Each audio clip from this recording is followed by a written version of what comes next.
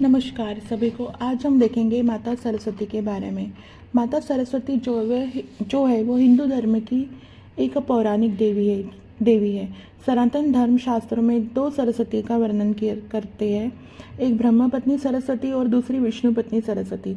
ब्रह्म पत्नी सरस्वती जो है मूल प्रकृति से उत्पन्न सतोगुण महाशक्ति एवं प्रमुख त्रिदेवी में से एक है। दूसरी विष्णु की पत्नी सरस्वती जो ब्रह्मा की जीवा से प्रकट हुई थी, इसी कारण उन्हें ब्रह्मा की पुत्री भी माना जाता है। कई शास्त्रों में इन्हें मुरारी वल्लभा यानी विष्णु पत्नी कहकर संबोधित किया गया है। धर्मशास्त्रों के अनुसार दोनों देवियां ही समान नाम, स्वरूप, प्रकृति, शक्ति एवं ब्रह्म ज्ञान विद्या की दात्री है। इसीलिए इनकी ध्यान और आराधना में ज़्यादा भेद नहीं बताया गया है।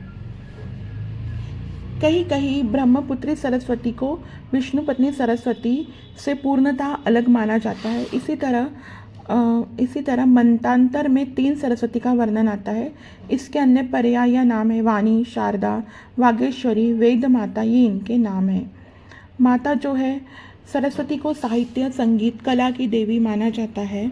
उसमें विचारना, भावना, संवेदना का त्रिविध समन्वय है। वीणा संगीत की, पुस्तक विचारना और हंस वाहन कला की अभिव्यक्ति है। लोक चर्चा में सरस्वती को शिक्षा की देवी माना जाता है। शिक्षा संस्थानों में वसंत पंचमी को सरस्वती का जन्म दिन समारोह पूर्वक मनाया जाता है। पशु को मनुष्य बनाने का, अंधे को नेत्र मिलने का श्रेय शिक्षा को ही जाता है। मनन से मनुष्य बनना, मनन से बुद्धि का विषय है।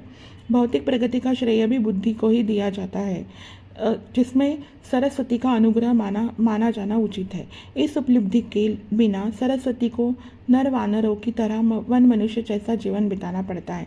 अगर मनुष्य के पास बुद्धि नहीं होती तो वो आज भी नर वानरों के जैसा ही रहता, वो जानवरों जैसा ही बिहेव करता, जानवरों जैसा ही रहता है। बुद्धि के कारण वो अपनी तरक्की कर पाया है, वो जानवरों से मनुष्य बना है। इसमें बुद्धि का ही हाथ है और इसमें माता बुद्धि की कारक देवी माता सरस्वती है। माता सरस्वती के एक मुख और 4 हाथ होते हैं।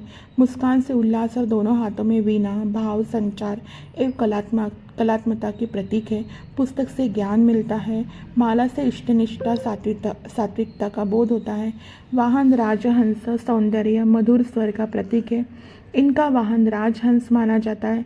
इनके हाथों में वीणा, वेद ग्रंथ और स्फटिक माला होती है। भारत के कई क्षेत्रों में जो शैक्षणिक कार्य करते हैं उनमें इनकी पूजा की जाती है।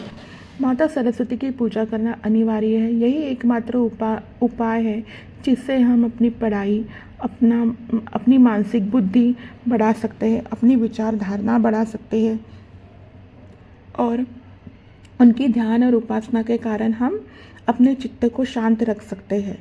धन्यवाद। आज के लिए इतना ही।